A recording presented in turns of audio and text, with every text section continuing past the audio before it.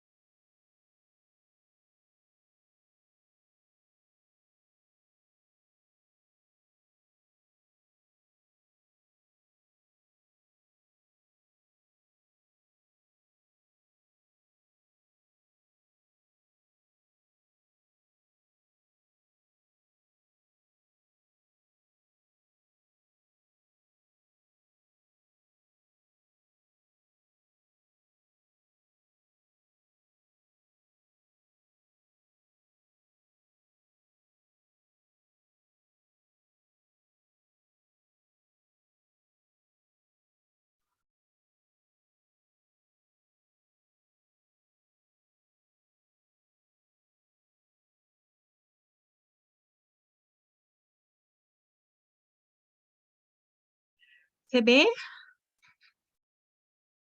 ¿Se escucha? Buenas noches,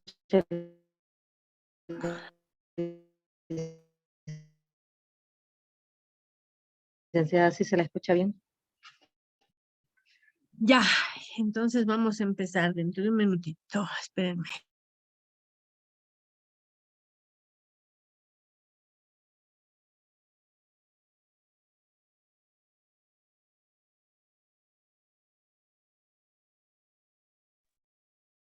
Muy bien, muy buenas noches. Vamos a empezar. A ver, estamos en el último módulo. Creo que durante todo este tiempo ustedes han podido analizar, leer y ver diferentes módulos, temas en relación al diplomado que ustedes están tomando. Y uno de ellos justamente es este módulo, ¿no? Que es personalidad, delincuencia y psicopatía. Dentro de sus contenidos mínimos pusieron todo lo que son las diferentes teorías de la personalidad. Ya esa lo vamos a ver, pero más adelante, ¿ya? Para ganar tiempo y justamente para entrar en materia vamos a abarcar todos los trastornos de personalidad. Ya, y no se olviden que tenemos tres variables. Uno es la personalidad, la delincuencia y psicopatía. Entonces, son tres entidades que las tenemos que estudiar durante este tiempo que tengamos clases. Psicopatía es amplio. Ya, delincuencia también. Y bueno, personalidad también, que estaría dentro de los trastornos de personalidad.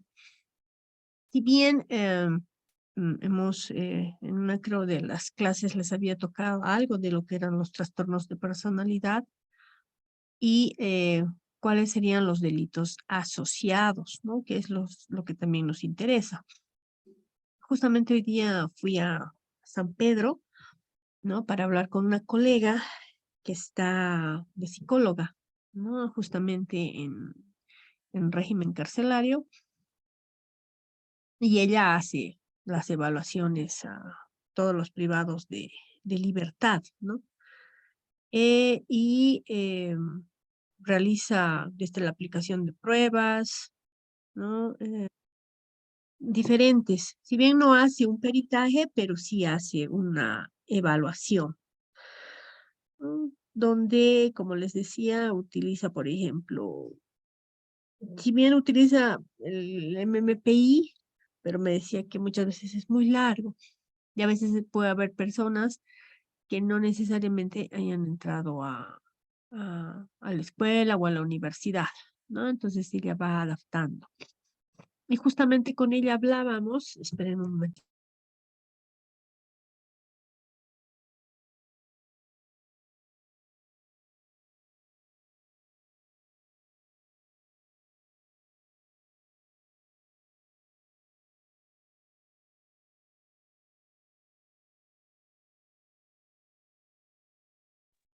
Ahora sí, mil disculpas, es que me quiere dar gripe, no me quiere dar gripe, estoy en eso.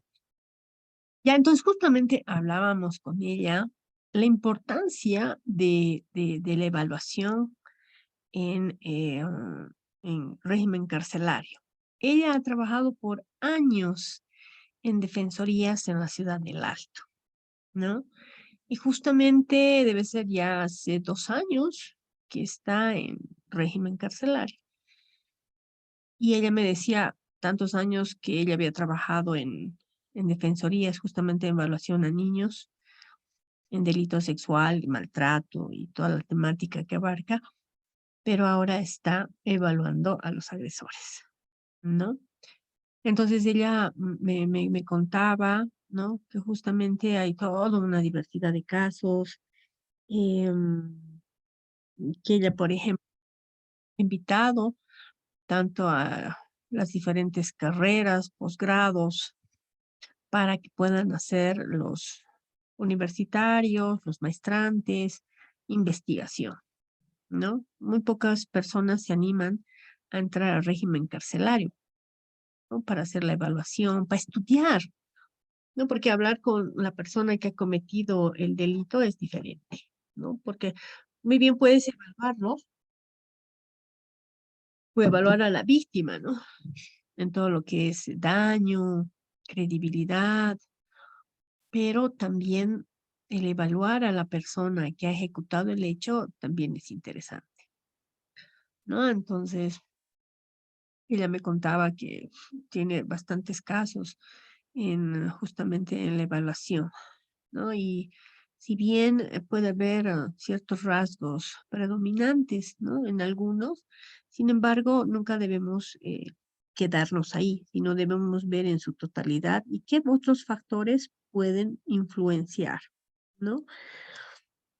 Y ella me comentaba que si bien por años estaba en defensoría, ahora le toca abordar y evaluar a los agresores, tanto para las salidas como para la clasificación o en el ámbito familiar, lo que me decía, ¿no? Y bueno, toda su mesa estaba llena, digamos, ¿no?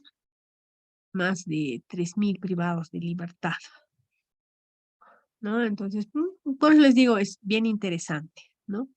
Interesante en el sentido de que a partir de la evaluación psicológica forense que uno puede realizar, ¿no? Tienes a través de del manejo de instrumentos, de la teoría, un acercamiento, ¿no? A los posibles motivos que podrían haber llevado a esta persona a ejecutar, ¿no? Entonces, por eso digamos que la parte de psicología forense es exquisita, ¿no? Porque entras a ese ámbito, ¿no? Entonces, hoy vamos a ver todo lo que son trastornos y en el transcurso de todo el módulo vamos a ir viendo todo lo que es, por ejemplo, el desarrollo de la delincuencia en la adolescencia, porque es importante identificar factores de riesgo, ¿no? En la infancia, más aún cuando uno trabaja en instituciones, por ejemplo, ¿no? Donde te piden una evaluación y tú tienes que identificar o tienes que evaluar. Y cómo una evaluación oportuna podría evitar muchas otras, muchos otros desenlaces catastróficos, ¿no? Y al final de la clase de hoy, espero que funcione el video, ¿no? Hay un video de una declaración de una persona que ha matado justamente a sus hijos y vamos a analizar, ¿no? Si es que no hubiera algún problema en el ámbito de la presentación, si no les voy a mandar al WhatsApp, entonces ustedes lo van escuchando, ¿no? Y de ahí vamos a generar un pequeño diálogo. Ya, empecemos. Por favor, las notas hasta hoy voy a subir al sistema, no hay, estoy revisando justamente. Ya, entonces eso también quería decirles. Pasa, ya. Bueno, si bien ustedes saben, algo que tenemos base en relación a los psicólogos, los psiquiatras, y cuando hacen, por ejemplo, evaluaciones o pericias, siempre se manejan bajo el DSM, ¿no? Y ahora hay el 5, ¿no? Entonces es importante también, ¿no? A partir de este manual, de este diagnóstico, que podamos también basarnos. Hay bastantes teorías, ¿no? En libros, por ejemplo, de psicología normal, ¿no? Vamos a encontrar bastante también en relación a los trastornos de personalidad, pruebas, ¿no? Pues aún cuando les piden, por ejemplo, puntos de pericia, ¿no? Para determinar el perfil, ¿no? De esta persona, ¿no? La mayoría siempre va a utilizar pruebas de valoración de estructura de personalidad, ¿no? Que nos va a dar un acercamiento, ¿no? A lo que nosotros queremos evaluar. ¿Ya? Entonces eso es lo que vamos a ver, ¿no? Justamente, pero en el ámbito más de causa, porque nos va a ayudar a entender, ¿sí? y hacer una pequeña descripción cuando nosotros realicemos algún diagnóstico. Entonces, los trastornos de personalidad tienen un patrón prolongado, ¿no? De un comportamiento, emociones y pensamientos, ¿no? Que es continuo. Interfiere con la capacidad de desempeñarse en las relaciones interpersonales, el trabajo y otros contextos, ¿no? Cuando hablamos ya de un trastorno de personalidad, cuando justamente ya genera una dificultad en el ámbito laboral, personal, ¿no? Estaríamos hablando ya de un trastorno de personalidad en su totalidad. ¿Cuáles son las causas? ¿No? Justamente buscaba, lo leía, y hay algunos que te dicen que existe tanto en el ámbito ambiental como genético, ¿no? Y hay algunos que te dicen que es muy ambiguo, ¿no? No hay algo específico para poder mm, generar. Espérenme, por favor.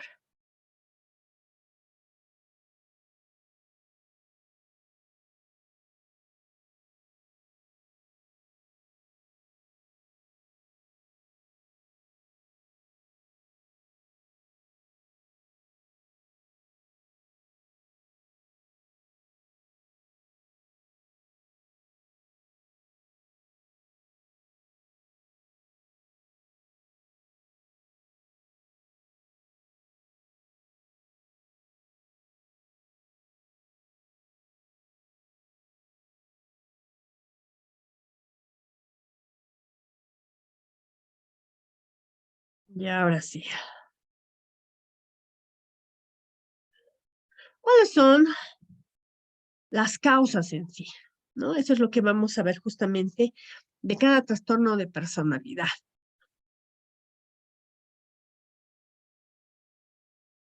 Vamos a partir primero del trastorno de personalidad antisocial. Hay bastante teoría, hay bastante explicación acerca de lo que es un trastorno antisocial de la personalidad.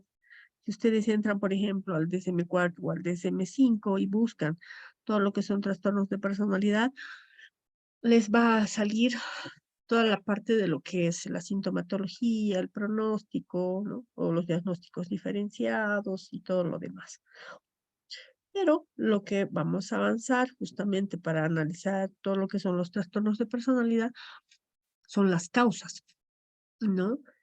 Y el identificar las causas que probablemente podrían conllevar a un desarrollo de un trastorno de personalidad conlleva también a poder generar prevención en diferentes problemáticas, ¿no? Muchas veces al saber que el haber diagnosticado un X trastorno, es importante determinar qué es lo que causa. Porque al identificar la causa, podríamos prevenirla. Por ejemplo, en criminología hablan mucho sobre la criminología del desarrollo, ¿no? Donde plantean que es importante identificar comportamientos antisociales o disociales a temprana edad, justamente para que no se instauren, ¿no? Como un comportamiento o un hábito y no se mantengan con el tiempo. Entonces, el generar a temprana edad, identificando ciertas, ciertos indicadores que podrían conllevar a comportamientos más estructurados, ¿no? Entonces es importante identificarlos. ¿Y qué es lo que genera o qué es lo que causa un trastorno de personalidad antisocial? La mayoría es maltrato infantil. Puede ser que vivan en un ambiente delictual, es decir, que sean sus padres antisociales. No se olviden que siempre vamos a hablar de un aprendizaje transgeneracional. En violencia, por ejemplo, se habla mucho de aprendizajes transgeneracionales. Si tú has vivido en un entorno violento, la probabilidad de que tú te relaciones de una manera violenta con tu entorno es muy alta, ¿no? Entonces, hablamos justamente de este aprendizaje transgeneracional o de padres antisociales que justamente han sido el modelo más cercano a ellos. Padres alcohólicos, ¿no? Padres que lamentablemente tienden a consumir bebidas alcohólicas y eso puede conllevar a un abandono, a una negligencia en relación a la crianza. Los hombres son los más afectados que las mujeres. Habíamos planteado que justamente los trastornos emocionales en la infancia se dan más en hombres que en niñas. Y esto es por la educación, ¿no? Por el aprendizaje que desde muy temprana edad nos da, ¿no? Es más, ¿cómo les digo esto? La educación entre niñas y niños es diferente. En los niños puede haber mayor violencia física, ¿no? Y menos demostración de afecto que en las mujeres. Justamente es por eso que se va generando más trastornos emocionales en niños que en niñas, ¿no? Y por eso justamente se presentan más en hombres. Hay diferentes trastornos que se va a presentar más en mujeres que en hombres. Y hay algunos que se van a presentar en ambos, ¿ya?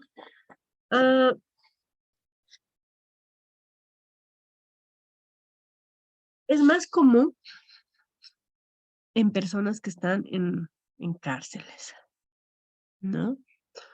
Ah, justamente por toda esta vida antisocial que han tenido.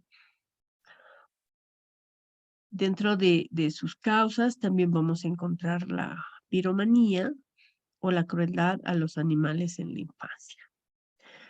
Cuando hablemos de la psicopatía, ¿no? Hay ciertas características muy similares a lo que son los trastornos, el trastorno, perdón, antisocial. Pero la psicopatía siempre es aconsejable estudiarla de una manera diferente, es decir, no dentro del trastorno de trastornos de personalidad. No es una entidad clínica muy diferente. Por eso siempre se recomienda estudiarla aparte. Porque si bien vamos a encontrar, como les decía, cierta sintomatología parecida al antisocial, no es igual, ¿ya? Entonces, estas son las causas, ¿no? Justamente para que se desarrolle un trastorno de personalidad antisocial. De este maltrato infantil o padres antisociales, consumo de alcohol, ¿no? Crueldad hacia los animales, se propensa más en el sistema carcelario. ¿Cuáles son los síntomas de los trastornos o el trastorno de personalidad antisocial? Estos son, digamos, un parámetro, ¿no? Es decir, ciertas características predominantes. Sin embargo, son varias, ¿no? Si ustedes entran, por ejemplo, al DSM-4 o al DSM-5 o cualquier texto que explique los trastornos de personalidad, ustedes van a ver una variante, una infinidad de sintomatología. Pero ahora vamos a tocar, como les decía, ciertos síntomas nucleares que nos ayudan a entender este trastorno. Mayormente pueden ser personas muy joviales, muy encantadores, ¿no? Pueden ser muy buenas para adular o manipular, perdón, las emociones de las otras personas.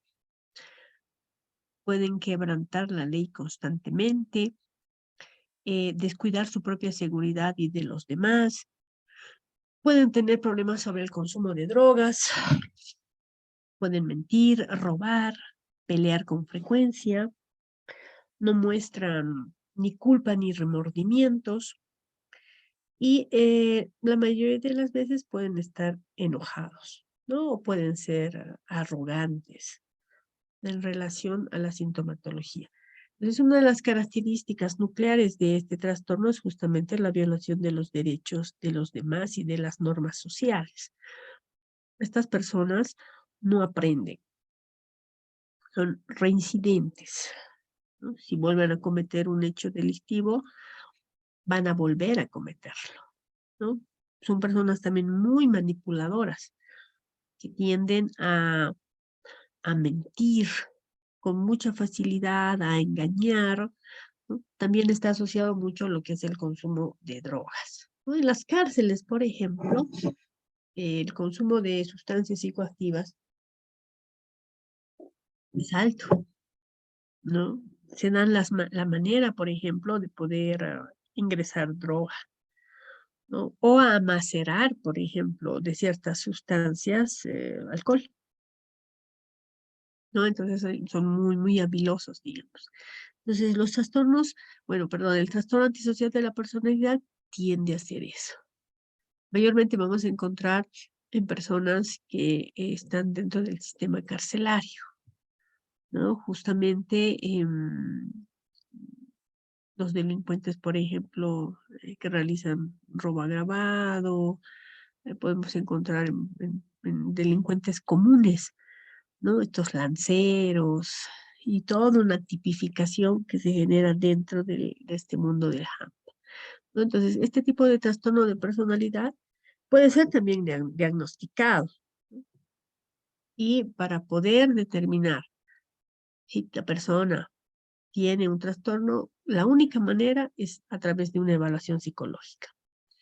Sí podemos a través de la entrevista identificar, ¿no? Es decir, ciertas características, ¿no? Más aún, si tú sabes manejar muy bien una entrevista, vas a poder obtener la información necesaria.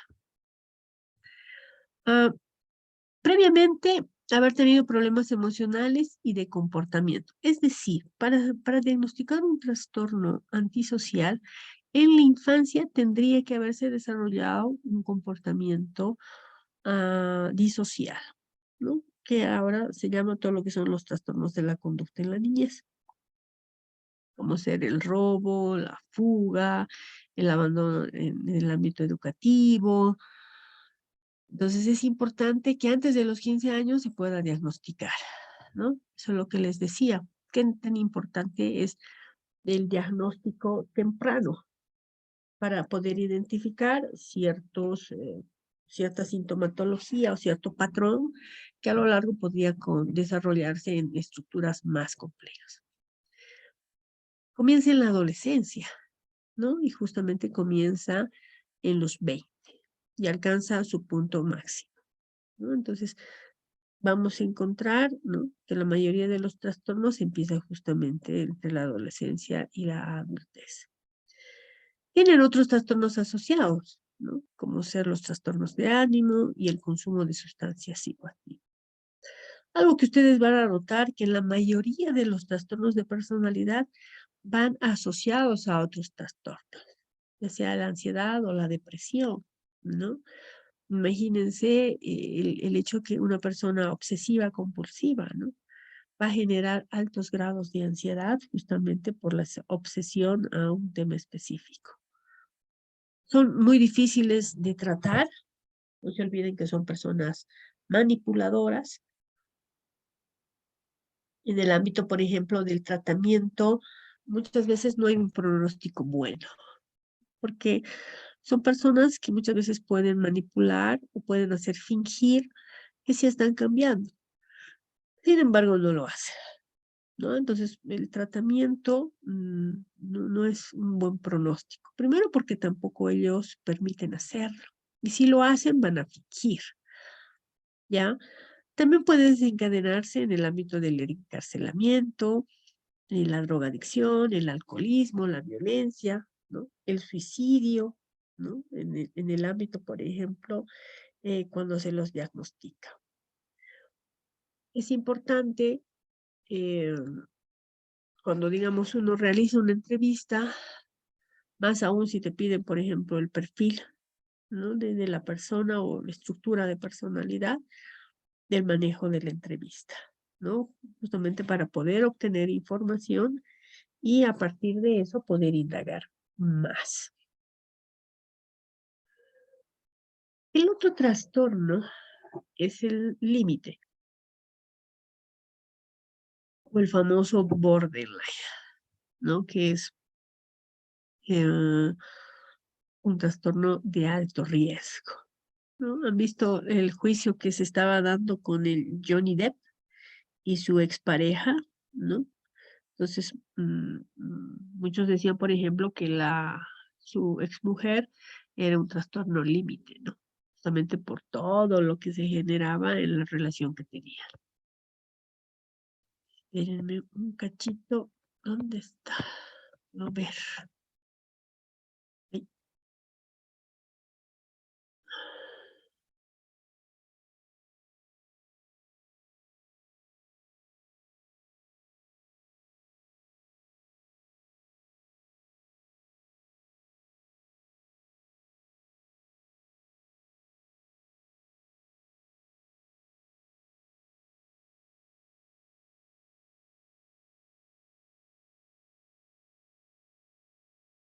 ay, no, mil disculpas. Es que no sé si me quiere dar gripe o es alergia. No sé.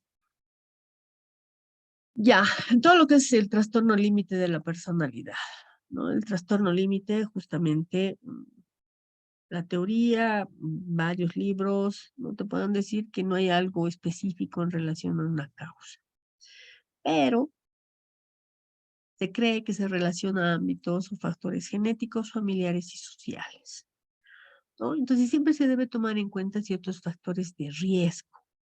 Y eso es algo que no se trabaja, les diré, la identificación de factores de riesgo, ¿no? Justamente a una persona, más aún si tú estás evaluando o tú estás tratando o incluso tú mismo, ¿no? O tú misma. El poder identificar cuáles son tus factores de riesgo para poder prevenir tanto a ti como a los demás.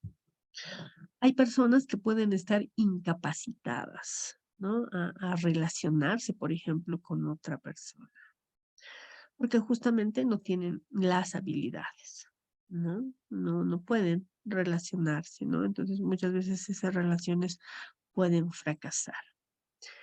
Entonces, por eso es importante identificar estructuras. Cuando hablamos de estos factores de riesgo, vamos a encontrar el abandono, ¿no? O miedo al abandono en la niñez o en la adolescencia. Puede haber una vida familiar disociada, ¿no? Padres separados, una familia disfuncional. Puede haber una comunicación deficiente en la familia, ¿no? Muchas veces uno piensa que la comunicación es el reporte que uno hace al llegar a casa, ¿no? Me he portado así, ah, he realizado tal cosa, ¿no? No es el reporte en sí, ¿no? Sino la comunicación abarca más que cómo te has sentido, ¿no? En relación a una X situación que tú has experimentado, por ejemplo, ¿no? Entonces, esa va, ¿no? Y justamente en el ámbito de los entornos, del entorno familiar, vamos a ver que si existe una comunicación muy deficiente en la familia.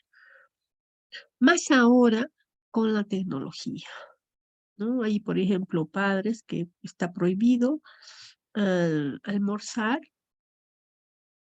con celular, ¿no? Porque todos están chateando. Nadie se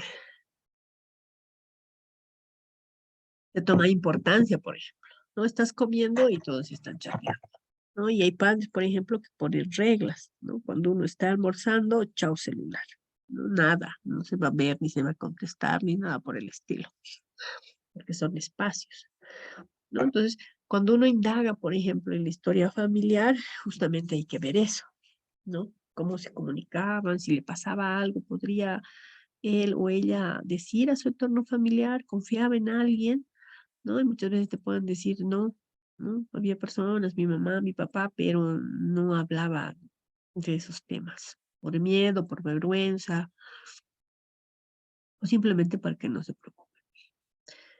También dentro de los antecedentes está el abuso sexual, ¿no? El físico o el emocional, en el ámbito también del maltrato infantil.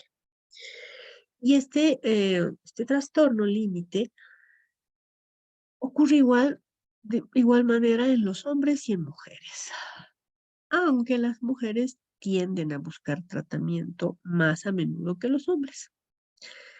Y los síntomas pueden mejorar después de la mediana edad, ¿no? Entonces, una de las causas justamente para que se genere un trastorno límite son estos. Por eso, importante, ¿no? A partir de una evaluación, por ejemplo, que está realizando, por ejemplo, el sistema carcelario, esta compañera, y identificar, ¿no? En la historia de vida, cuántos han pasado estos factores de riesgo, ¿no? Que a lo largo, bueno, lamentablemente ha desencadenado en un delito. Ah, ah. ¿Cuáles son los síntomas? Es lo que también nos interesa. Un miedo intenso a ser abandonado. El límite no se percibe solo, ni se ve solo, ni se imagina solo. Hay una intolerancia a la soledad. Hay sentimientos de vacío, aburrimiento, manifestaciones de ira inapropiada, impulsividad, ¿no? Es uno de los rasgos predominantes en lo que es el trastorno límite, ¿no? La impulsividad, así como el consumo de sustancias o de relaciones sexuales. Pueden ser personas promiscuas, tanto en hombres como en mujeres. Pueden tener diferentes parejas, sin que eso conlleve alguna problemática para ellos. Puede haber actos que atenten contra su propia vida, ¿no? Lesiones, por ejemplo. Cortarse, ¿no? Y generar ciertas lesiones a nivel personal. Hacerse estos cortes en las muñecas o este famoso cutting. O tomar sobredosis, ¿no? Justamente llegan a este tipo de comportamientos de alto riesgo cuando ellos perciben abandono. ¿No? Una persona, por ejemplo, límite y que tú digas, te voy a dejar y ya no quiero estar contigo, su mundo se cae, ¿no? Y este miedo al ser abandonado es lo que va a generar una crisis y su alto grado de impulsividad, ¿no? Entonces, están dentro de los trastornos de personalidad de alto riesgo, justamente por su alto grado de impulsividad, ¿no? Ellos no perciben, no piensan, digamos, la consecuencia en relación a sus actos, ¿no? Entonces, de eso se caracteriza el límite. Las personas límites, ¿no? Carecen de seguridad.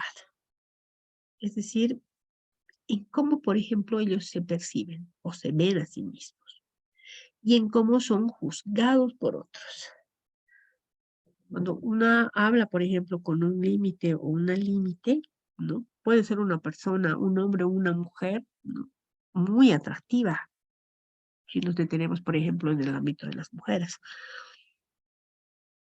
Pero esa persona no se percibe a sí misma una persona atractiva, mucho menos deseada, ¿no? Entonces puede pensar que los demás, por ejemplo, le consideran una persona no inteligente y no atractiva. Como resultado de todo esto, sus intereses y valores pueden cambiar rápidamente, ¿no? Y otra de las características de los límites es ese cambio brusco que puede existir. Puede estar en algún momento en episodios de ira. Pasa y está tranquilo, ¿no? Está en su estado maníaco, ¿no? Alegre, riendo y todo lo demás. Entonces hablamos de esa bipolaridad. Por eso esos cambios bruscos, ¿no? También tiende a ver las situaciones en términos extremos, ¿no? O todo es bueno o todo es malo. Sus puntos de vista sobre otras personas pueden cambiar rápidamente. Entonces, una persona que luce admirable un día puede lucir despreciativa al día siguiente. Entonces, estos sentimientos súbitamente cambiantes a menudo llevan a relaciones intensas e inestables. Personas, mujeres, por ejemplo, que han terminado una relación de pareja y como son poco tolerantes a la pérdida y más a la soledad, ¿no? Pueden entablar relación con otra persona con mucha rapidez. Ha sufrido un tiempo, evidentemente, por la separación de la otra persona, pero tienden a vincularse más rápidamente con otras personas. Por ese miedo al abandono y por no sentirse solos o desprotegidos. Tienden a ser también, les cuento, personas muy absorbentes, ¿no? Es decir, la demanda de estas personas es justamente, digamos, está en el ámbito afectivo, es estar todo el tiempo con esta persona, ¿no? Lo único que les falta es ir al baño, ¿no? Tienden a tener una relación en el sentido de pertenencia, justamente por este miedo al abandono, ¿no? No son tolerantes. Por eso es justamente esta invasión de espacios que ellos realizan, ¿no? Que vamos a tal lugar, que vamos a salir, que hagamos tal cosa, ¿no? Y más aún si, digamos, a una persona límite no se le ha cumplido, puede cambiar, como les digo, bruscamente, ¿no? De ira al ámbito afectuoso, puede cambiar en un momento. Y tienden a ser personas, justamente por su alto grado de impulsividad, de generarse lesiones o amenazas, ¿no? Me voy a matar, ¿no? Te voy a matar o los voy a matar, ¿no? Cuando estás frente a un límite, hombre o mujer, nunca deberíamos subestimar, ¿no? Nunca deberíamos decir, yo le controlo, yo sé cómo es, se le pasa, no. En cualquier momento puede explotar. ¿Cuál es el diagnóstico? Igual, ¿no? Evaluación psicológica, importante. El diagnosticar y el determinar qué tipo de trastorno. Por ejemplo, no me acuerdo el autor, pero justamente hace todo un tratamiento a partir del tipo de estructura de personalidad, ¿no? Justamente habla de que una vez identificado el tipo de trastorno, se podría ver el tipo de procesos terapéuticos que podría tener dependiendo la estructura, ¿no? Entonces es importante, como les digo, la evaluación. En la entrevista también el manejo de las diferentes sintomatologías de los trastornos, ¿no? Que te va a dar un parámetro para poder entrevistarlos. Pueden hacer psicoterapia individual. Pueden incluso tener un mejoramiento en relación a estos altibajos, ¿no? De la depresión o de su estado de ánimo a través de ciertos medicamentos. ¿Cuáles son las complicaciones? Justamente la depresión, la drogadicción, problemas en el trabajo, la familia, ¿no? Las relaciones sociales, puede haber intentos suicidas, ¿no? Puede intentar o puede suicidarse. Entonces, el tratamiento siempre se recomienda a personas límite y el generar un proceso terapéutico. Es alentador y además es eficaz, ¿no? Porque le va a enseñar justamente el proceso terapéutico a tolerar, a ser más tolerante en el ámbito, por ejemplo, de pérdida. Igual, lo que les decía, se presenta la depresión, ¿no? Y la ansiedad. No, perdón, más que la ansiedad es la depresión y la drogadicción. Algo que también dan en otros textos es justamente la promiscuidad, ¿no? Tienden a ser personas muy promiscuas. Por ejemplo, en delitos asociados vamos a encontrar, por ejemplo, personas que realizan la prostitución, ¿no? El otro trastorno que nos interesa analizarlo es justamente el dependiente. Las causas para que se genere un trastorno de personalidad dependiente se desconocen. Bien, hay investigaciones, ¿no? Casi en la mayoría hace una aproximación de las posibles causas. Entonces, el trastorno generalmente comienza en la infancia y es uno de los trastornos de personalidad más frecuentes e igualmente común en hombres y en mujeres. Es un estado mental en que las personas dependen demasiado de otros para satisfacer sus necesidades emocionales. De igual manera, el trastorno dependiente no se percibe solo, ¿no? No está dentro de su constructo estar solo. ¿Cuáles son sus sintomatologías? Evitar estar solo, ¿no? Evita, por ejemplo, la responsabilidad personal.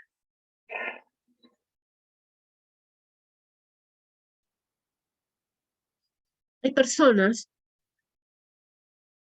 que no toleran estar solos, ¿no? En su casa, por ejemplo, siempre tiene que estar con bulla, música o TV. Incluso hay personas que duermen, ¿no? Con luz o con televisión, no porque no les gusta la soledad. Tiene que haber luz, tiene que haber bulla. Comer ni se, no, tampoco come. Y alguien, por ejemplo, le dice, bueno, te preparas o haces algo, ¿no? No come.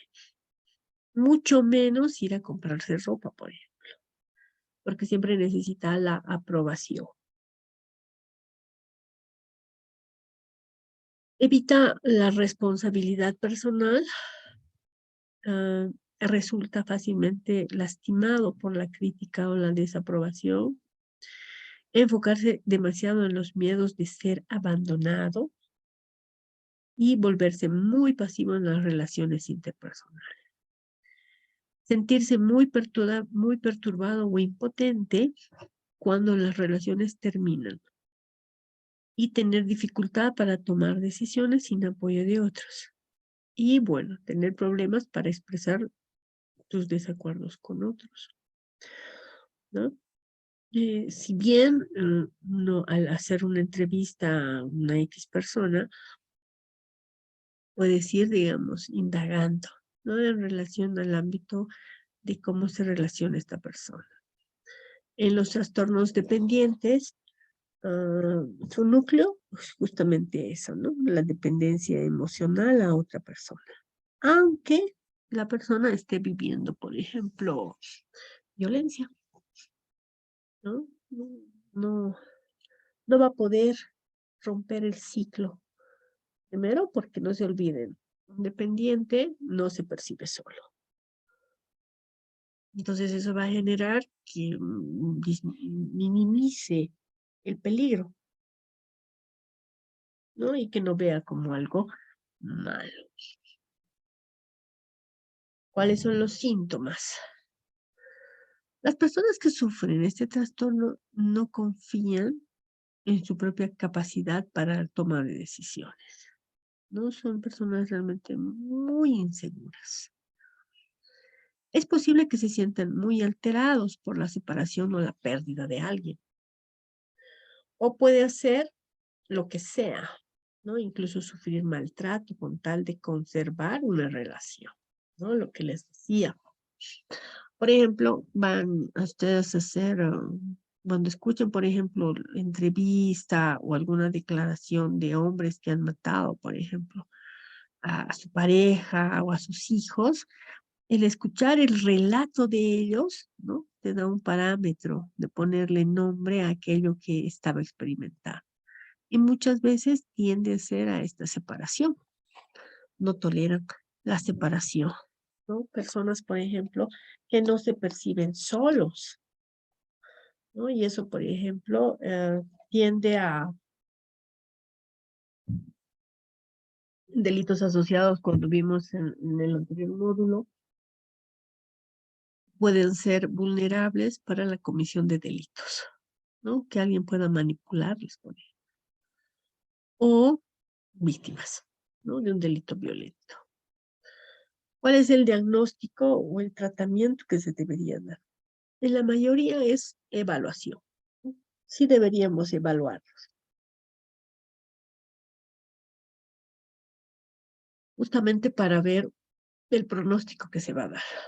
Dentro del sistema carcelario, les diré, no existe, ¿no? Un proceso de reinserción, ¿no? Y cuando vemos, por ejemplo, estructuras de personalidad inmersos en algún tipo de delito, pero también debemos ver otro tipo de variables, ¿no? Que dentro del pronóstico y del tratamiento de este tipo de estructuras, bueno, necesita un apoyo terapéutico. Muchas veces las personas se van y en el sistema carcelario también, ¿no? Muchas veces los privados de libertad no suben o no van, digamos, al psicólogo, a no ser que sea obligado o que tenga que presentar un informe en relación a fiscalía. Entonces, en este tipo de trastornos, la medicación puede ayudar justamente a tratar, pero la ansiedad y la depresión. ¿Cuáles son las complicaciones? El alcoholismo o el consumo de sustancias, la depresión, y existe una mayor probabilidad del abuso físico o emocional también, pero esto se genera más en el ámbito de ser víctimas, ¿no? Y los pensamientos suicidas. El hecho de que se perciban solos o abandonados, ¿no? Puede generarse una desesperanza, más aún si son hechos de violencia. Va calcomiendo al ser humano, cosa que no reaccione ante ciertos eventos. El otro tipo de trastorno es el histriónico. Es una afectación mental por la cual las personas actúan de una manera muy emocional y dramática, ¿no? Y justamente esto atrae la atención hacia ellas. Las causas del trastorno histriónico de la personalidad igual, ¿no? Se desconocen. Puede haber varios factores, ¿no?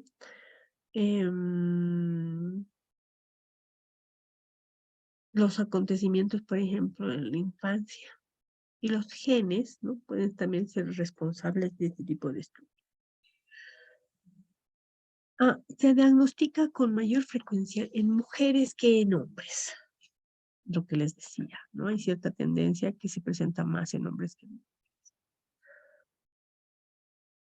Los médicos creen que hay más hombres que pueden tener el trastorno de los que reciben el diagnóstico, ¿no? Entonces aquí también sale otra variante, ¿no? Que en ambos, ¿no? Muchas veces podemos decir que el ámbito del trastorno histriónico solo se presenta en mujeres. Sin embargo, la investigación te dice que se presenta en hombres. El trastorno histriónico de la personalidad generalmente comienza al final de los años de la adolescencia y poco después de cumplir los 20 años. ¿Cuáles son sus síntomas?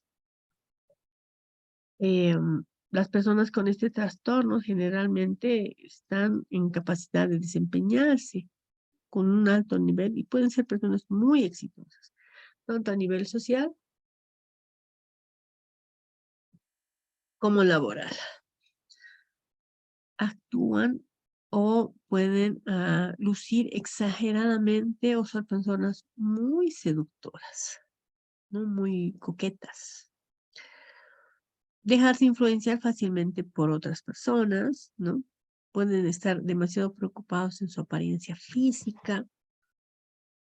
Son exageradamente dramáticos y emocionales.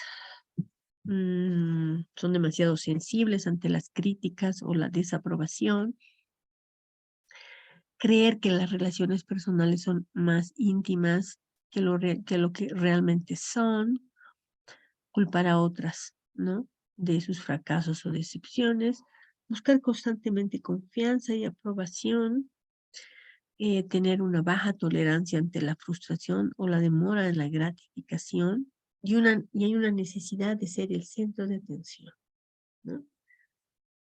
Y en el ámbito de los estados emocionales, pueden ser personas que cambien más rápidamente, ¿no? O pueden ser muy superficiales con otras personas. Entonces, la persona con este tipo de estructura, ¿no? Tiende a ser una persona muy, muy llamativa en relación a su ropa, a su vestimenta, a su forma de ser. No se olviden que el histriónico le gusta llamar la atención. En mujeres, por ejemplo, pueden ser ropas muy ajustadas, ¿no? Con unos escotes, digamos, muy, muy provocativos, un peinado muy, muy exagerado, maquillaje, por ejemplo, ¿no? Igual muy exagerado, ¿no? Entonces, no se olviden que también tienden a ser personas muy seductoras, muy sexys, ¿no? ¿Cuál es el diagnóstico? Igual, ¿no? La valoración psicológica. El tratamiento psicológico se va en relación también a la depresión o a la ansiedad. Y esto se suscita justamente por las relaciones sentimentales fallidas u otros conflictos con otras personas. La medicación puede ayudar con los síntomas. Si se dan cuenta, casi la mayoría sugiere medicación, justamente por la ansiedad y la depresión que pueda generarse. Sin tratamiento, es decir, puede causar problemas en la vida personal de los individuos e impedir que desempeñen al máximo en su trabajo. Muchas veces no va, ¿no? Porque no piensen que está mal, digamos, ¿no? Entonces muchas veces subestiman y no ocurre. ¿Cuáles son las complicaciones? Afecta a las relaciones sociales o sentimentales, hay una incapacidad de hacer frente a las pérdidas o fracasos, puede haber un cambio de trabajo frecuente, pueden aburrirse, puede haber generar una incapacidad de hacer frente a la frustración, busca cosas nuevas y excitantes, ¿no? Esto conduce justamente a situaciones de riesgo y existe una alta probabilidad de depresión o pensamientos suicidas, ¿no?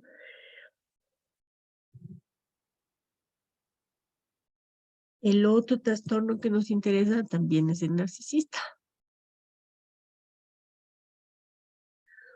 El que nos plantea que igual es una afectación mental en la cual la persona tiene un exagerado sentido de grandiosidad, ¿no? El egocentrismo. Preocupación extrema por sí mismo, falta de empatía hacia otras personas. Con relación a las causas, ¿no? Se desconocen las causas de este trastorno. Se piensa que las experiencias tempranas en la vida, ¿no? O la forma de crianza, ¿no? De cómo han sido. Puede haber una crianza muy insensible, ¿no? O puede favorecer el desarrollo de este trastorno. ¿Cuáles son los síntomas? Reaccionar a la crítica con sentimientos de rabia, vergüenza, ¿no? Humillación.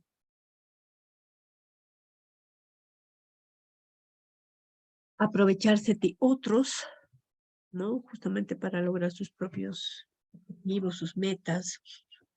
Tener sentimientos excesivos de egocentrismo. Exagerar sus logros y talentos. Estar preocupada con fantasías de éxito, poder, belleza, ¿no? Inteligencia, amor, un amor ideal. Tener expectativas irracionales, ¿no? De tratamiento favorable, requerir atención y admiración constante, menospreciar los sentimientos de otros y tener poca capacidad para sentir empatía, tener un interés obsesivo en sí mismo, y perseguir principalmente metas egoístas. Entonces el narcisista, ¿no? Su centro es justamente su poder, ¿no? De admiración que él busca o ella busca en función a lo que son.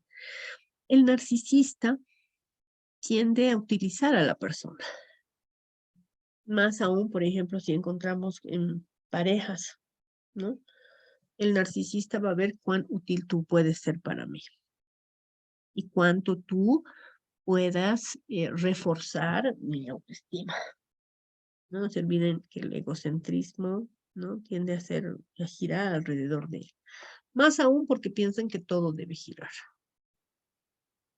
El diagnóstico, ¿no? Como les decía, es justamente la evaluación. Pueden ir a procesos psicoterapéuticos.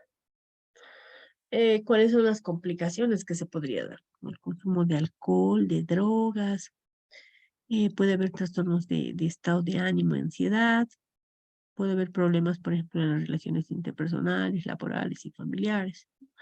Son personas también que no se relacionan muy fácilmente con cualquiera, ¿no? Para poder hablar, ¿no?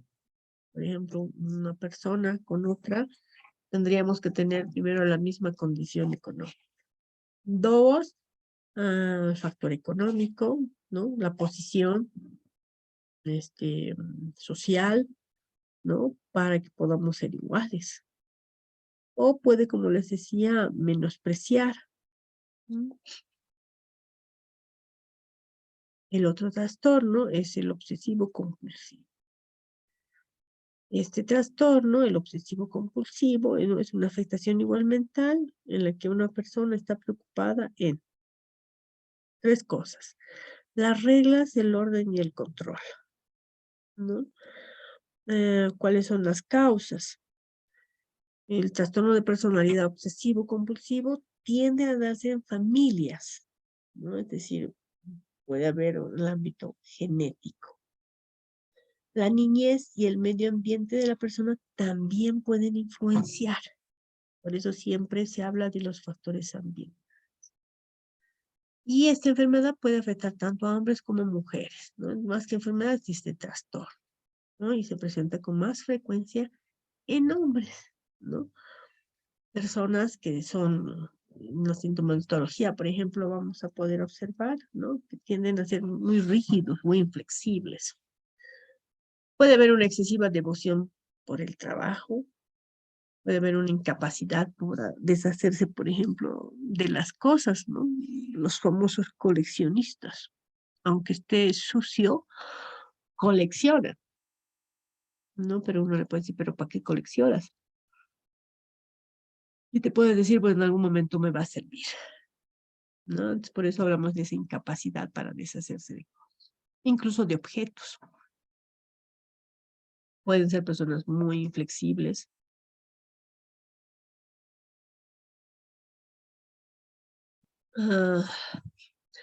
no son generosos, tienen una negativa a permitir que otras personas hagan las cosas, ¿no? Justamente por su perfección. Consideran que otra persona no lo va a hacer como sabe hacerlo él o ella. Hay una falta de deseo por mostrar afecto, ¿no?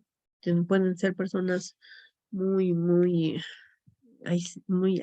generar aislamiento en la parte afectiva, ¿no? Puede haber preocupación por detalles, reglas o listas, ¿no? El diagnóstico es igual valoración. Los medicamentos pueden ayudar justamente a reducir la ansiedad y la depresión. Y puede haber una dificultad para avanzar en situaciones profesionales, en las relaciones interpersonales. ¿Ya? Y el paranoide. El paranoide es considerado igual un trastorno de alto riesgo, ¿no? Justamente por la desconfianza de su entorno. Igual, ¿no? No hay algo específico que te diga, pero suele presentarse, dice, en personas o en familias que tengan algún trastorno psicótico, alguna esquizofrenia o trastornos delirantes. Esto sugiere que los genes pueden estar involucrados, ¿no? U otros factores que también pueden estar relacionados. Son más comunes en los hombres, ¿no? Y aquí abre las otras variables, ¿no? Que puede ser multicausal, ¿no? No hay una sola causa, ¿no? Si no hay otras variables. Los síntomas son personas altamente resolosas de los demás, limitan su vida social de manera drástica, pensar que están en peligro o que buscan pruebas para apoyar sus sospechas. Tienen dificultad para ver, desconfían, ¿no? Y es muy desproporcionada en relación a su entorno. Preocupación porque los demás tengan motivos ocultos, ¿no? Por eso hablamos de esta suspicacia. Creencia de que serán expresados.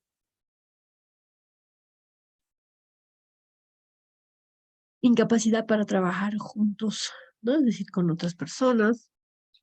No se olviden que el paranoide no confía, ¿no? Y por eso se genera su aislamiento social, su desapego, la hostilidad. ¿Cuál es el diagnóstico o el tratamiento? Justamente es la evaluación.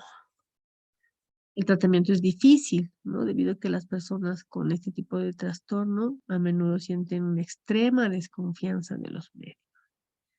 Se aceptan, el pronóstico puede ser favorable. Posibles complicaciones, aislamiento social, problemas en el trabajo o en la escuela. El esquizoide, igual, es considerado un trastorno de personalidad de alto riesgo, justamente por su frialdad emocional. Igual tienden a tener un patrón vitalicio, es decir, de por vida, a diferencia de los demás. También son personas que se aíslan. Dentro de las causas, pueden estar relacionados a la esquizofrenia, ¿no? Y comparten con algunos otros cuando se identifican ciertos factores de riesgo. Este trastorno no es tan incapacitante como la esquizofrenia. No provoca una desconexión de la realidad, ¿no? No hay delirios, no hay alucinaciones. Y así también se descarta el ámbito de la esquizofrenia. Los síntomas. Son personas que son muy distantes y desconectadas, ¿no? Es decir, no participan mucho, no les gusta relacionarse. Evitan las actividades sociales, involucran intimidad emocional con otras personas, ¿no? El esquizoide es muy frío emocionalmente. No desea ni disfruta de las relaciones estrechas, ni siquiera con miembros de la familia. El esquizoide, si puede vivir solo, maravilla para él, a comparación de otras estructuras, por ejemplo, ¿no? Que no toleran la soledad. El esquizoide no se hace ningún problema en estar solo.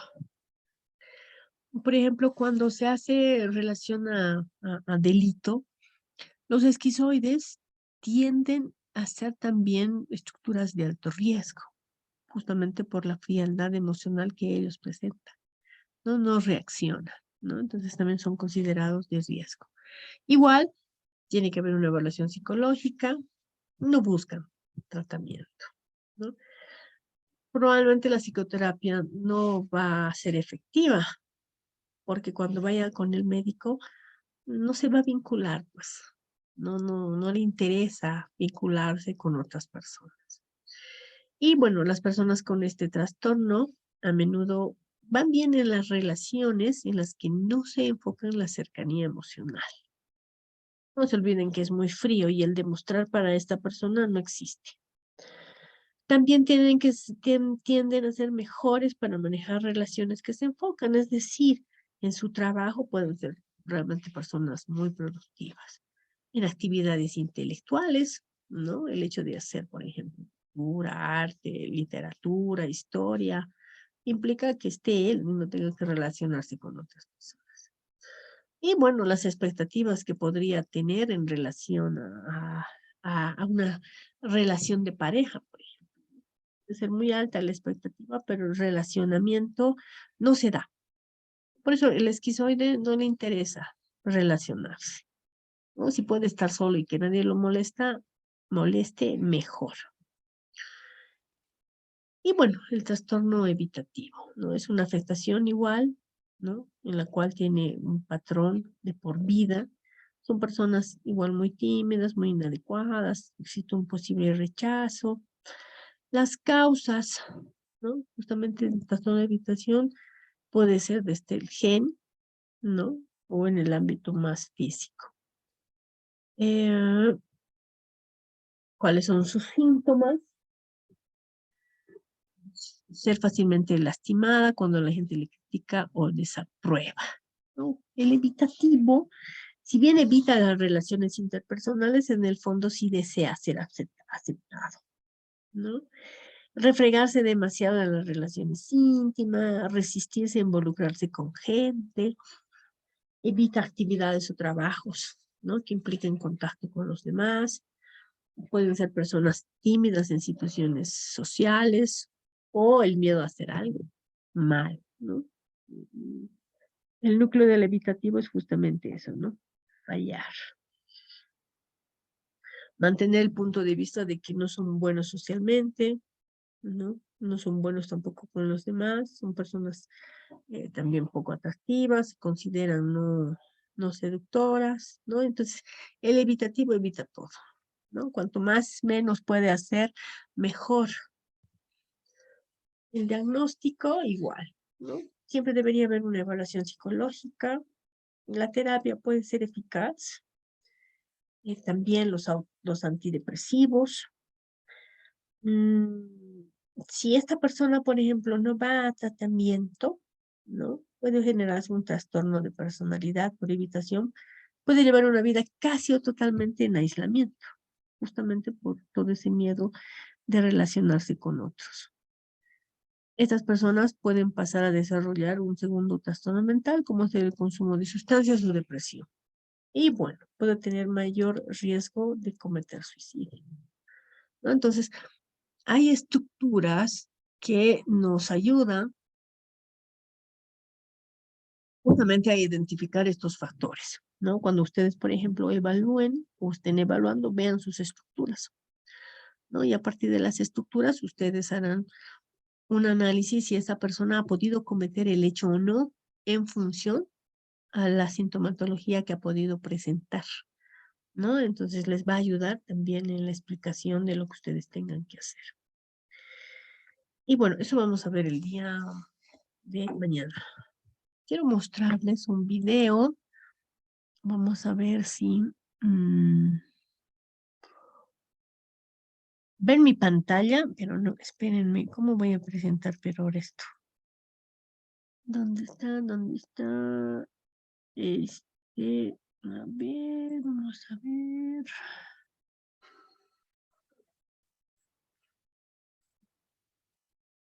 ¿Pueden escuchar? ¿Se escucha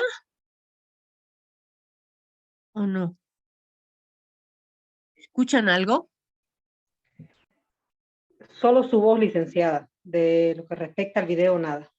Y a ver, espérenme un cachito. Espérenme. Aquí, ahora sí. ¿Dónde está? Trata de la persona que victimó a sus 2 pequeños hijos, hecho ocurrido en pasados días. ¿Escuchan? ¿Se escucha? ¿Se Sí, se ve? escuchó ahora ya. Sí, Lisa, se escucha.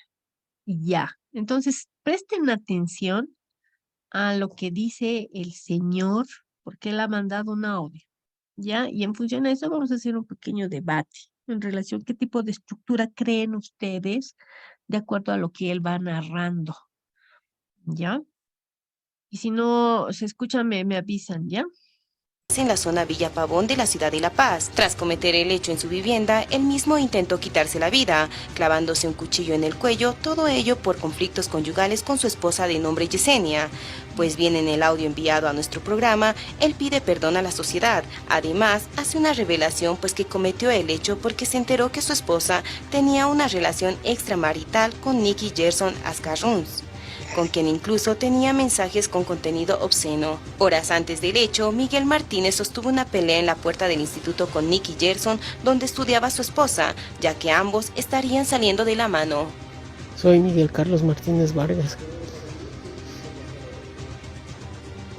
Lo último que me ha logrado pasar ha sido un poco de desesperación por lo que he pasado. Me he sentido solo, no podía pensar en ese momento en lo que he hecho. Esto ya va pasando casi todo el año. He empezado a tener problemas con mi esposa.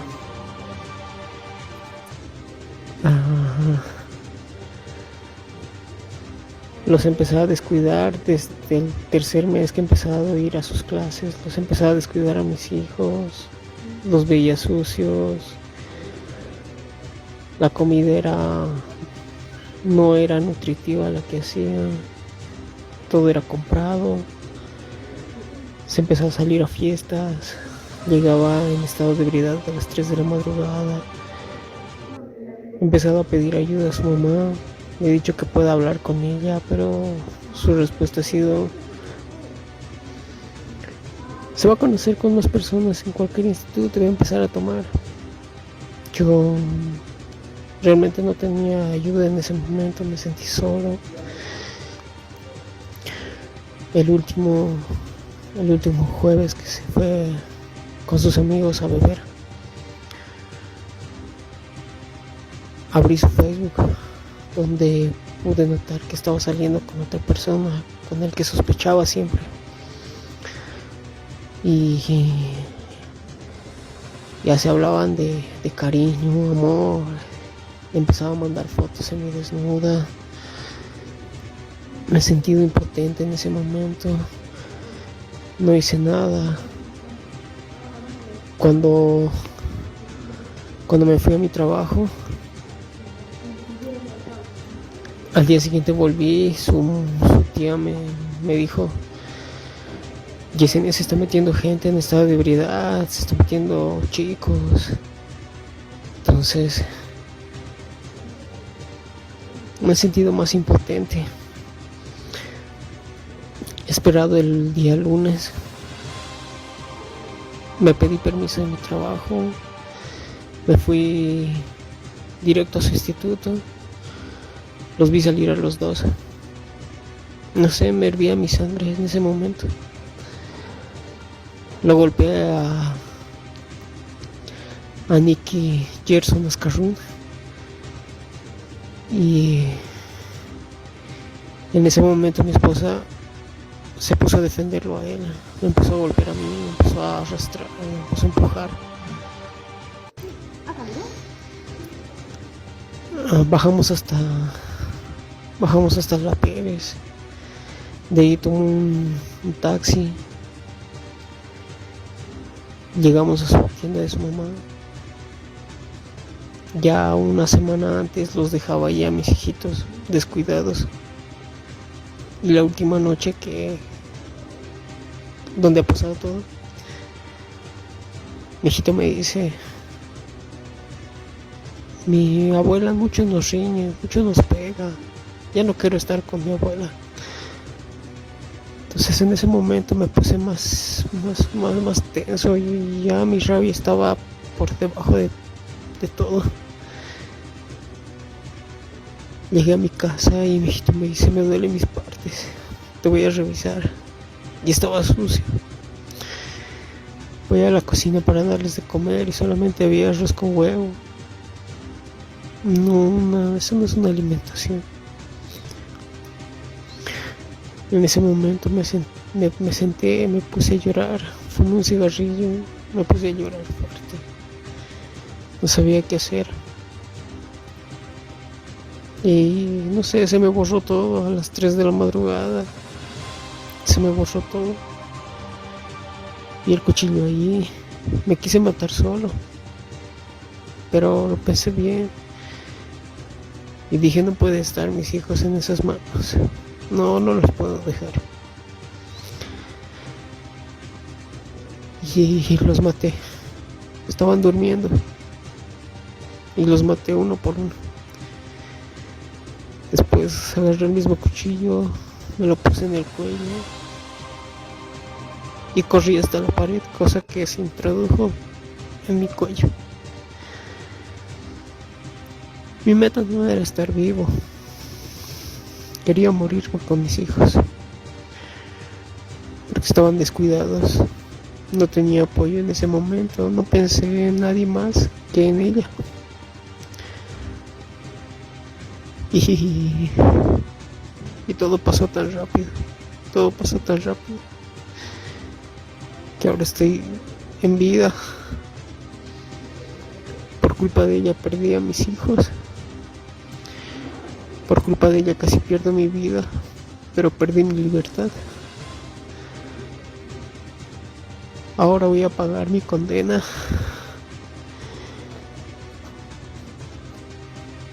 Solo quiero decir a la población, a toda la gente que me escuche, que me perdone. No debía actuar de esa manera, pero creí que era la única salida que tenía. No tuve otro pensamiento. Solo pensé que era mi única salida. Ahora voy a luchar para que Dios me perdone y pueda subir al cielo para poderlos ver. Miguel Martínez aún se halla en el Hospital de Clínica Sección Cirugía. Tras ser dado de alta, sería remitido al penal de Chonchocoro, ya que deberá cumplir una pena de 30 años por el delito de infanticidio. El mismo se encuentra con custodios policiales.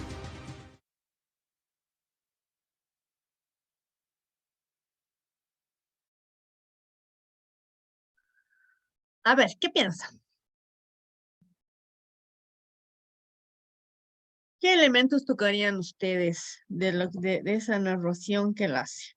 ¿Qué les llama la atención?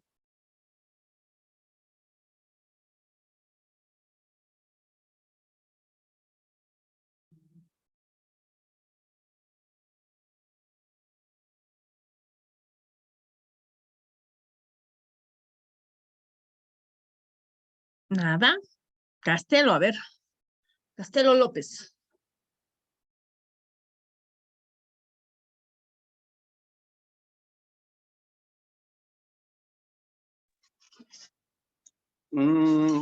Doctorita, buenas noches. Hola. ¿Ya me escucha? Ya, yo creo que el señor estaba tal vez perdido y, y actuó de una manera violenta y tal vez en ese momento no ha pensado nada, o sea, ha quedado en shock. Eh, eh, y, y su emoción se podría decir que ha sido, como que no ha podido, digamos, ubicarse tal vez. Eso ¿Qué, sería eres, a lo que lo he eres, entendido. eres psicólogo o eres abogado? Abogado, doctor. Ah, ya. Ya, Castelo. Miguel Álvarez. Buenas noches, licenciada. Bueno, escuchando la narración que tiene, yo vendría a decir que esto pasó por la infidelidad que tenía su esposa, que le puso los cachos, vulgarmente como hablamos, viendo que estaba todo desordenado, que no estaba bien atendido su hijo, tomó esa decisión, ¿no? Pero una decisión desesperada, puede ser porque veía que toda su familia se estaba deshaciendo y su hijo estaba descuidado. Sería esa mi opción. ¿Eres psicólogo o abogado? Abogado. Ya. Vicenta Mamani.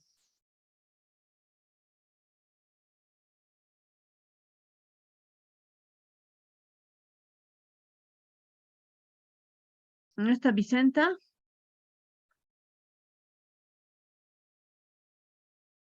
Carmen Salazar.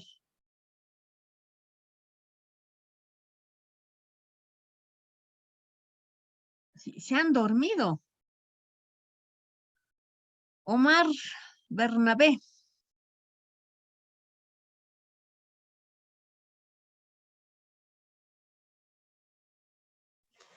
Lice, buenas noches. ¿Psicólogo o abogado? Psicólogo, licenciada. ¿Qué estructura de personalidad tú crees que podría tener? De acuerdo a lo que ha narrado. Bueno, estaba escuchando, ¿no? El casito es mayormente un trastorno mixto, sería, licenciada. ¿Pero qué? Porque, Argumentame. porque mayormente uno, si muy bien ha decidido matarse, o bueno, ha decidido matar a su familia o a sus hijos, también él ha decidido quitarse la vida, ¿no? Bueno, es lo que he escuchado. Ujú. Entonces, mayormente, no es un trastorno, mayormente personalidad, o bueno, es una alteración, son alteraciones, ¿no? Del comportamiento. Y como usted estaba diciendo también, ¿no? Es digamos, es una persona, como se podría decir, límite, ¿no?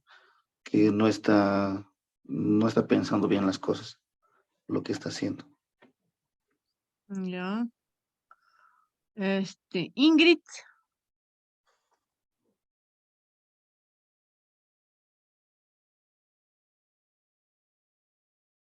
¿Qué estarán haciendo, saben? No sé, han puesto y después deben estar, no sé, durmiendo, mirando novelas, no sé. Ernesto, Sí, licenciada, ¿me escucha? sí, psicólogo o abogado. Psicólogo, licenciada. A ver, ¿qué estructura? Yo igual, licenciada, estaba pensando que limita más que todo por la dificultad en las relaciones, ¿no?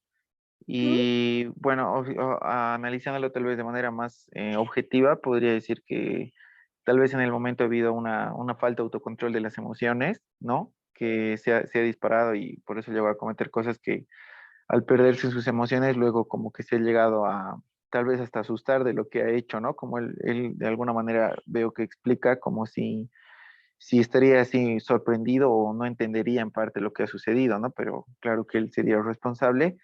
Y también he notado que, bueno, no sé si esto estaría mal, pero podría decir que tal vez ha habido algo de celopatía, ¿no? Ujú. Por haber, digamos, sacado conclusiones en cuanto a sus hijos a partir de una infidelidad que ha tenido por parte de su pareja, ¿no? Más o menos yo lo vería así, licenciado.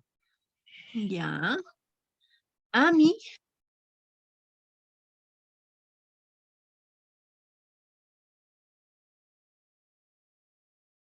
chao, a mí. Licenciada, buenas Ya, ya. noches.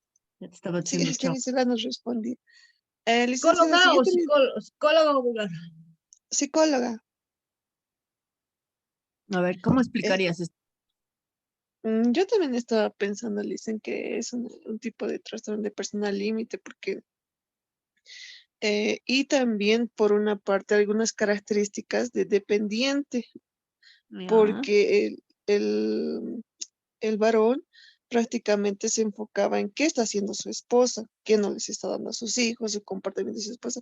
Es como que dependía emocionalmente de ella. Por eso es que le dolía o le daba rabia que ya no le esté atendiendo bien a sus hijos, ella ya se esté descuidando por sus estudios y todo eso, ¿no es cierto?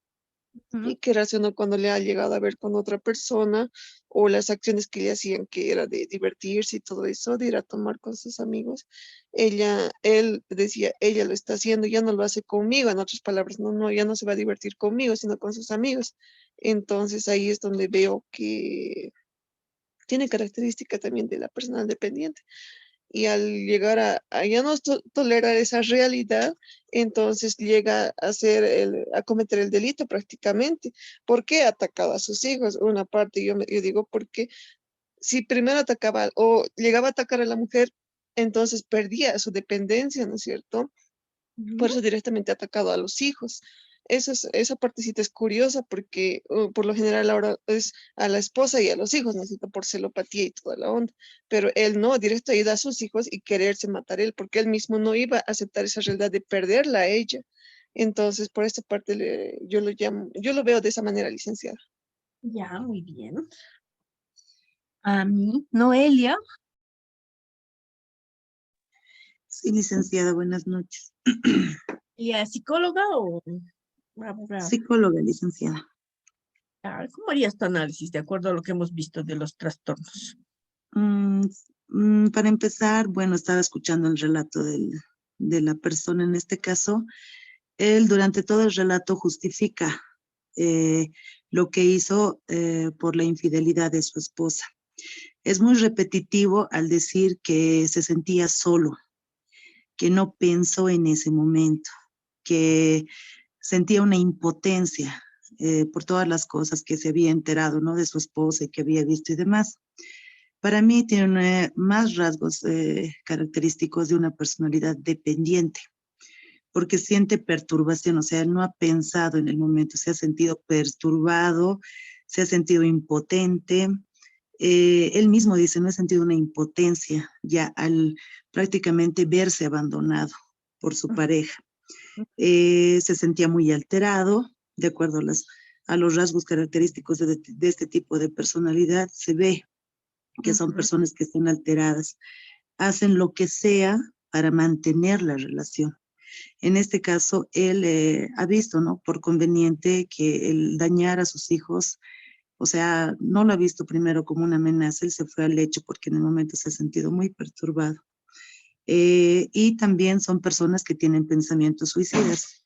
Él dijo, ¿no? Al querer al matar a sus hijos, él también quería quitarse la vida. Y también habla mucho del tema de quedarse solo, porque él dice, al final, yo he perdido mi libertad.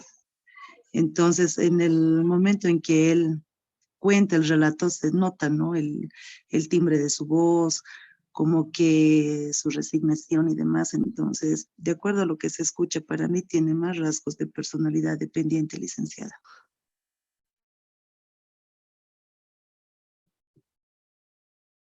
Hola, hola, ¿escuchan? ¿Me ha escuchado, Lice? No te he escuchado, también que estabas explicando. Sí, pero ya he terminado, Lice. O sea, como le digo, para mí es más una personalidad dependiente la que él tiene. Muy bien, gracias. Ya. ¿Quién más falta? ¿Omar? ¿Ya ha hablado Omar?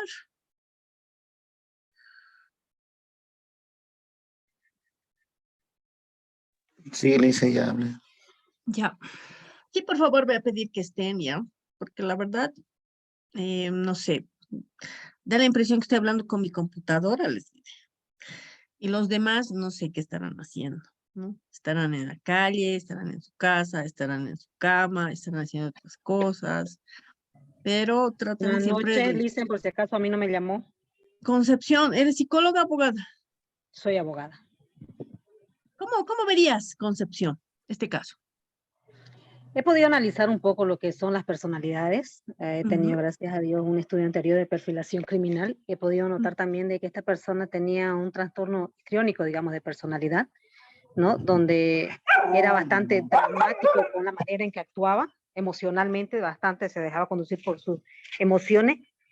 Y como mencionaban hace un momento la doctora que me antecedió, o la licenciada, manifiesta claramente de que dependía bastante emocionalmente de la relación que mantenía con su esposa, ¿no? Dejando de lado, incluso se podría decir, el afecto propio que podía tener en favor de sus hijos. Más que todo, este señor actuó más como hombre, a mi criterio, de lo que he podido analizar, que como padre. Ya, muy bien. Todas las apreciaciones que ustedes han dado son válidas, ¿me entienden? Por eso cuando uno va a evaluar, cuando uno, digamos, hagan esa práctica, cuando ustedes escuchen este tipo de entrevistas que se genera en el medio por los casos que se suscitan, pongan en práctica, ¿no? De decir hipótesis. ¿Qué ha conllevado para que esta persona actúe de esta manera? ¿Qué estructura de personalidad podría, ¿no? tener? Ya sea cuando exista la narración de abandono, que existe una poca tolerancia, que ya vea intentos suicidas, la dependencia, ¿no? En este caso, por ejemplo, se evidencia mucho la dependencia que podría haber generado este hombre con la víctima, ¿no? Y sí sale esto de la celopatía, no se ha evidenciado ni se ha corroborado que la persona haya tenido algo con la persona que él menciona. Mientras no se tenga algo claro, una evidencia fidedigna, solamente es una apreciación que él hace, ¿no? Si bien él dice que estaba, que ha visto videos, no sabemos. Puede ser que por dañar la imagen de ella pueda haber mencionado, ¿no? En la parte, por ejemplo, que dice, ¿no? La culpa mucho a ella. No sé si han visto esa parte del relato, ¿no? La culpa mucho a ella, ¿no? Le dices la culpa de ella, por culpa de ella estoy ahora aquí, ¿no? Voy a pagar mi condena, ¿no? La culpa en el sentido de que ella ha sido la causante de todo. Una persona que no ha podido discernir, digamos, entre la separación que ellos ya tenían, porque planteaban de que ya había una separación, ¿no? Y esa tolerancia, por ejemplo, a la pérdida, ¿no? Entonces, todos estos factores nos ayudan justamente a hacer este tipo de análisis, ¿no? Y ver justamente qué tipo de estructuras podrían tener. Es un ejercicio, ¿me entienden? Porque cuando una entrevista va realizando el trayecto de la entrevista el poder obtener mayor información. Ya cuando se evalúa y se utiliza alguna prueba, ¿no? Ya te dará un diagnóstico para ver si tu hipótesis estaba correcta o no. Indagarás un poco más, digamos, y en función a eso tú relacionarás de acuerdo al tipo de estructura y en relación a lo que ha podido realizar. ¿Ya? Muy bien, no sé si tienen alguna pregunta, algo. Les voy a pedir que podamos avanzar hasta hoy. Ya, les voy a mandar el cuestionario para mañana continuar. Ya les he mandado, por favor, llenen, ¿no?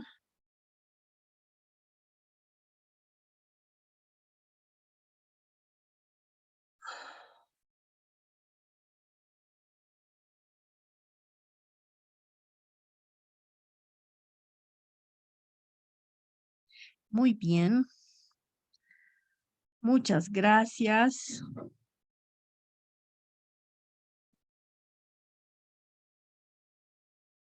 Muy bien. Mañana entonces continuamos con la clase de todo lo que son los trastornos. Y bueno, que descansen. Mañana nos vemos.